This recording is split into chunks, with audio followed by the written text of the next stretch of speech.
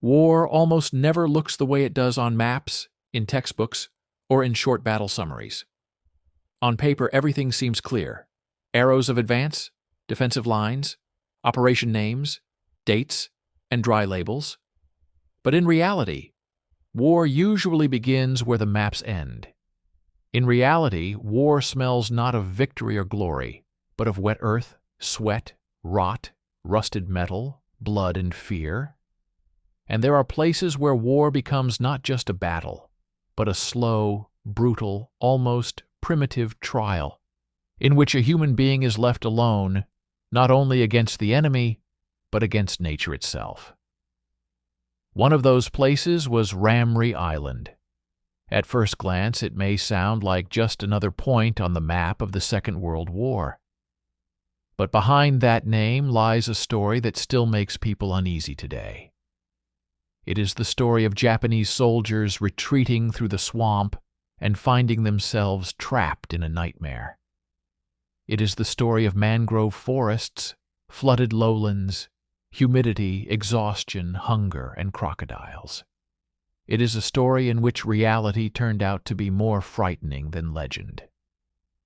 Ramree lay off the coast of Burma, and even its geography made the island dangerous. This was not an island in the usual sense, where a man can move with a clear feeling of solid ground beneath his feet.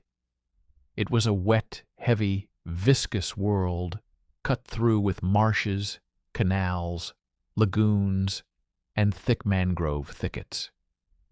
During the day, the air was so dense it felt almost tangible. At night, darkness dropped so low that a man could no longer tell where the water ended, where the mud began, where the roots were, or where death was waiting.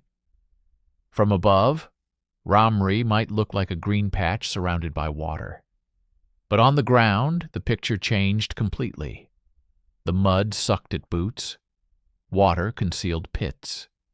Mangrove roots stuck out like tangled fingers, as if they were grabbing at everything that passed. Every step took effort. Every meter was earned with pain. And the longer a man walked through such a place, the faster he understood that this was not land meant for marching. It resisted the very fact of his existence. In 1945, fighting raged there between Japanese and British forces. The war in Asia was already changing course, but on remote sectors like this, the fighting was still savage. The Japanese held their positions as long as they could, but Allied pressure increased. The line began to crack. Men were killed. Communications broke down. Supply weakened. And eventually the Japanese had to withdraw. They had to retreat into a place where there was no road, no dry ground, no safe route, and no certainty that anyone would make it out alive. The word retreat sounds almost calm, almost dry. But in war, retreat is rarely calm. It is chaos. It is fear moving faster than orders, survival mattering more than discipline. On Ramree, retreat became not a maneuver, but a painful, almost hopeless crossing through a world that seemed designed to destroy them. Picture a column of men that no longer looks like a column at all. One is wounded. One can barely stand. One carries a rifle, ammunition, a pack, or a weaker comrade on his shoulder. Another has almost nothing left to carry except his own body. The tropical heat drains them. The sun burns away their strength. Water does not refresh them. It only makes the exhaustion more visible. At night, darkness covers the swamp, and human fear becomes stronger than any flashlight, because in the dark no one can tell what lies ahead. One more meter of ground, or the edge of the abyss. That was the state in which the Japanese soldiers crossed Ramree. They were exhausted by battle, hunger, lack of sleep, wounds, and the constant feeling that things were getting worse every minute. The swamp made fast movement impossible. It would not let them stop and rest. It would not let them hold a stable position. It would not even let them move with confidence. Every step had to be fought for, and if a man was wounded or weak, his chances were almost gone. The swamp killed quietly, not with an explosion, not with a gunshot, not with artillery fire. It killed step by step. First it took speed, then balance, then strength, then orientation, then the ability to think clearly. And only after that did it take life. Men sank into mud. They fell into water. They lost one another in the undergrowth. They grew too weak to pull themselves free from the marsh. Wounds became infected. Heat made the exhaustion worse. The humid climate turned every scratch into a threat.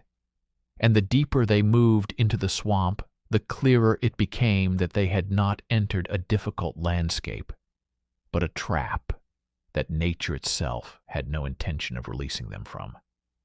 But the story has another side, and that is the part that made it famous and terrifying. Ramrie's waters were home to saltwater crocodiles. Not as a metaphor, not as a legend, as a fact. These were large, powerful, highly dangerous predators that could vanish into murky water and wait. They did not roar. They did not announce themselves. They did not warn their victims. They simply lay still beneath the surface, almost invisible, until a man came too close. And then, in a single violent instant, the attack was over. A splash, a lunge, bubbles and mud, a scream, and then silence. For an exhausted soldier, that was especially horrifying. He could not see what was beneath his feet. He could not move quickly enough to escape. He could not defend himself properly in water and mud. He was tired, wounded, and often already near panic. If such a man fell behind, became separated, or stepped into the wrong place, he entered a world where he had almost no chance. The swamp was already killing him. The crocodiles only completed what war and nature had begun. That is why Ramrie became a legend. People began telling the story as if crocodiles had somehow wiped out hundreds of Japanese soldiers. That version spread because it was so terrifying, it could not help but be repeated. The image is powerful. Men trapped in a swamp, and ancient predators waiting in the black water. It is not just a war story. It is a primordial fear. It is the clash between human will and a world in which man suddenly finds himself weaker, not only than the enemy, but than the ground beneath his own feet. But the truth is more complex than the legend, and perhaps that makes it even darker. The crocodiles on Ramrie were real, but they were not the only cause of death. Men were dying from wounds, exhaustion, dehydration, disease, drowning, disorientation, and the complete breakdown of order. The humid climate spared no one. The swamp gave no rest. The chaos of retreat turned into a slow, grinding destruction. The crocodiles were part of the nightmare, but not the only source of it. And yet the crocodiles became the symbol, because they made death visible. When a man simply disappears into the swamp, it is terrible.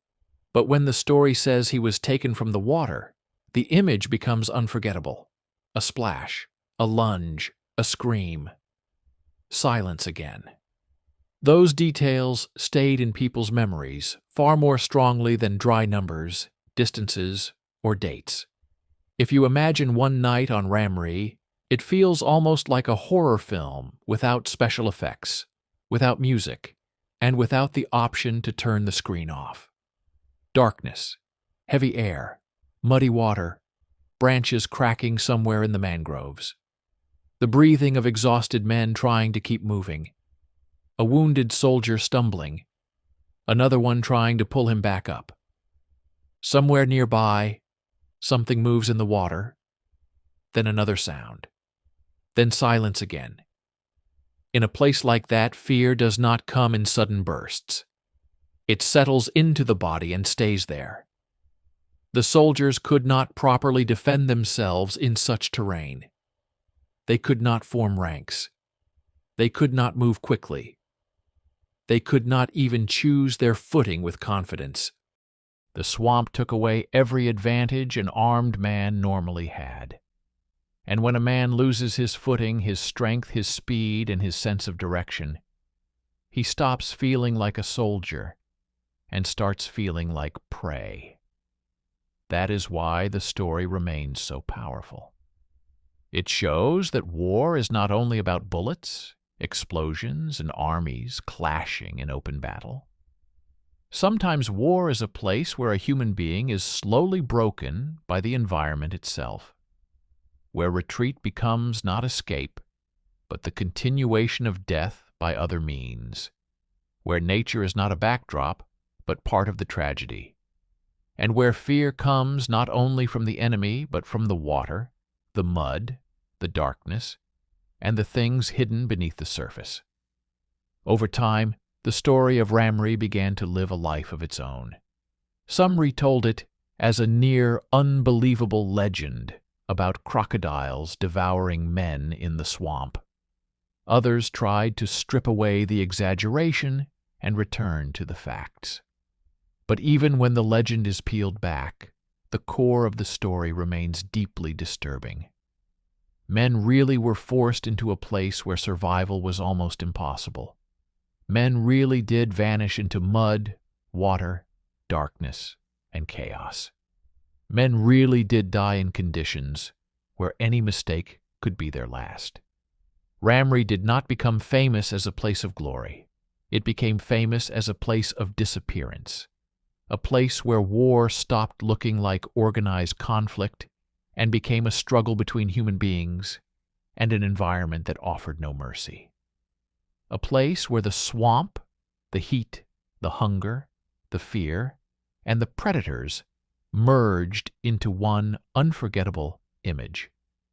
And perhaps that is why this story still lingers. There is nothing abstract about it. Only men trying to get out. Only mud that does not let them go. Only night closing in. Only the black water and the terrible thought that something may already be moving beneath it.